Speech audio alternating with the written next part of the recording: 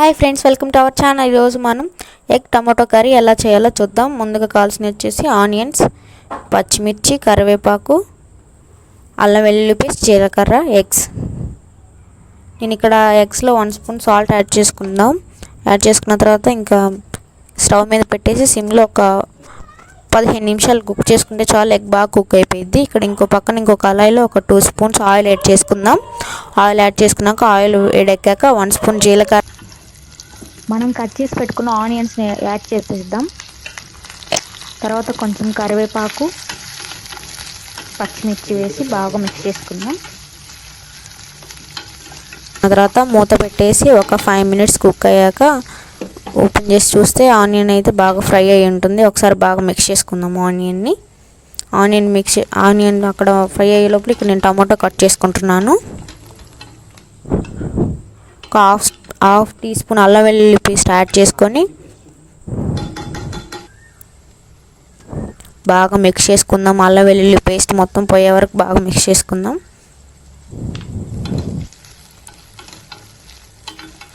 Mix చేసుకున్న తర్వాత ఇప్పుడు మనం కట్ చేసుకున్న టమాటా ముక్కల్ని వేసుకున్న తర్వాత బాగా ఒక 1 మినిట్ బాగా మిక్స్ చేసుకుందాం. మిక్స్ చేసుకున్న తర్వాత ఇక్కడ నేను ఒక 1 స్పూన్ సాల్ట్ యాడ్ చేసుకుందాం. సాల్ట్ వేసాక బాగా ముక్కలకి సాల్ట్ పట్టేలాగా ఒకసారి బాగా కలుపుకోవాలి.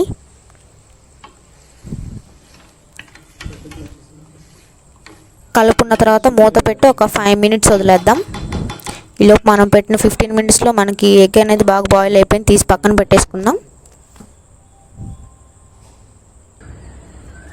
ఈ 5 మినిట్స్లో అయితే ఈ టమాటా ఆనియన్స్ అన్నీ బాగా కుక్ అయిపోయి నేను ఇక్కడ ఒకసారి బాగా మిక్స్ చేసుకుందాం. మనం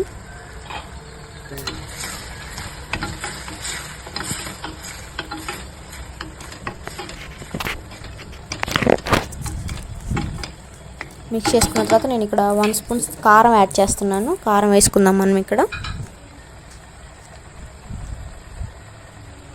కారం వేసాక బాగా ఒకసారి కారం ముక్కలకు పట్టేలాగా ఒకసారి బాగా కలుపుకుందాం.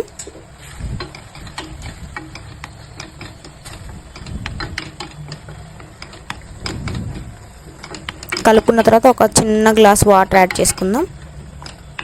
వాటర్ వేసుకున్న తర్వాత బాగా ముక్కలకు పట్టేలాగా ఒకసారి బాగా ఇట్లా మిక్స్ కలుపుకున్న తర్వాత మనం ఏదైతే పక్కన మనం తీసేసి పెట్టుకున్న 4 ఎగ్స్ని యాడ్ చేసుకుందాం.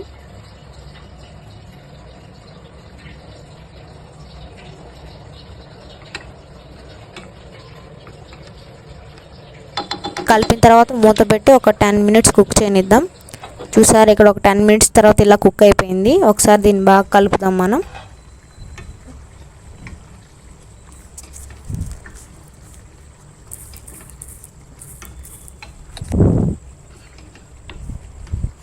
కలిపిన తర్వాత నేను ఇందులో 1 స్పూన్ మనం ధనియాల పౌడర్ యాడ్ చేసుకుందాం.